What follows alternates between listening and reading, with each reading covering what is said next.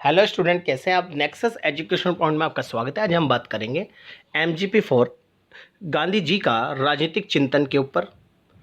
Question है, गांधी जी के शांतिवाद की अवधारणा की विवेचना कीजिए। बच्चों, ये लास्ट जो आपके अभी जो एग्ज़ाम हुए थे और फरवरी में हुए थे और आपके उससे पहले जून जुलाई में जो एडमिशन एग्ज़ाम होते हैं, यानी लास्ट 4 साल के पेपरों में ये लगातार 3 बार रिपीट हुआ है।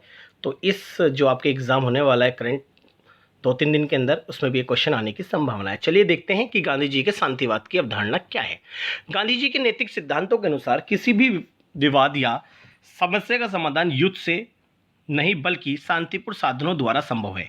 जो लोग शक्तिशाली हैं उनके लिए राजनीतिक अपराध है और आतंकवाद का साधन बन गई है।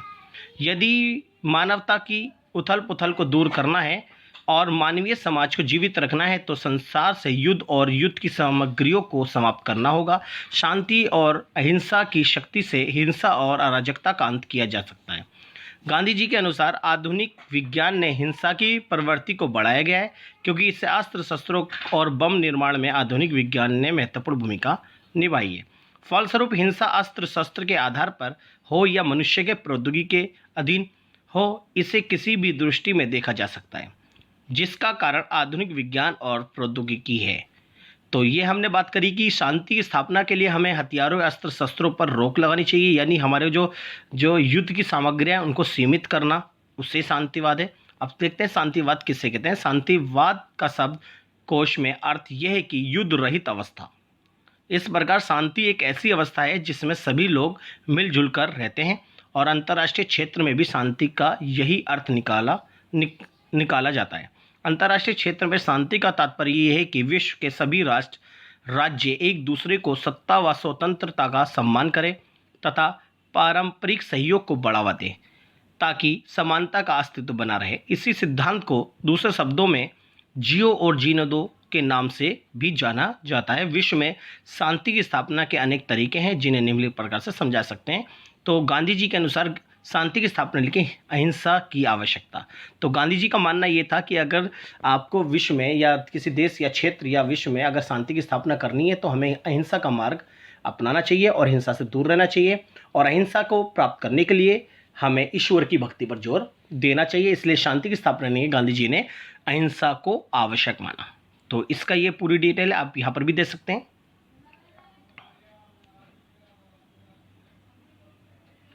तो नेक्स्ट पॉइंट है सत्याग्रह। तो गांधी जी के अनुसार शांति की स्थापना करने के लिए हमें सत्याग्रह को अपनाना चाहिए और प्रत्येक मनुष्य को सच्चाई का मार्ग अपनाना चाहिए। और ये सत्याग्रह केवल ईश्वर की भक्ति, अहिंसा पर आधारित मार्गों पर ही प्राप्त हो सकता है। हमें नशीली पदार्थों और बुराइयों से दूर रहना चाहिए, जिससे हमें सत्याग्रह की प्राप्ति होगी और सत्याग्रह प्राप्त होने से विश्व में शांति की स्थापना स्वतः ही हो जाएगी।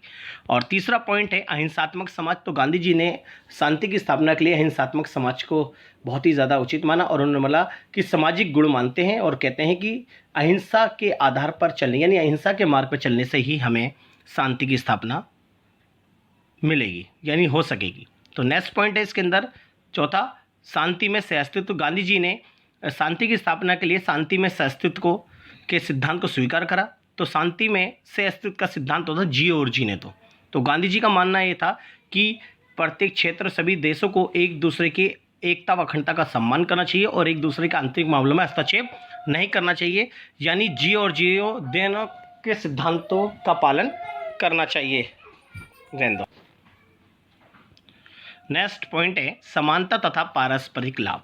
तो गांधी जी का मानना ये था कि अगर विश्व में शांति की स्थापना करनी है तो हमें समानता जैसे काम करने चाहिए और पारस्परिक लाभ, यानी सभी देशों को एक दूसरे के देश के लाभ के कार्य करने चाहिए, जिससे समानता और लाभ को बढ़ावा मिलेगा, जिसके कारण समानता तथा पारस्परिक लाभ से शांति की स्थापना होगी। तो नेक्स्ट पॉइंट है आपका एक दूसरे की क्षेत्रीय अखंडता व प्रभुसत्ता के लिए पारस्परिक सम्मान।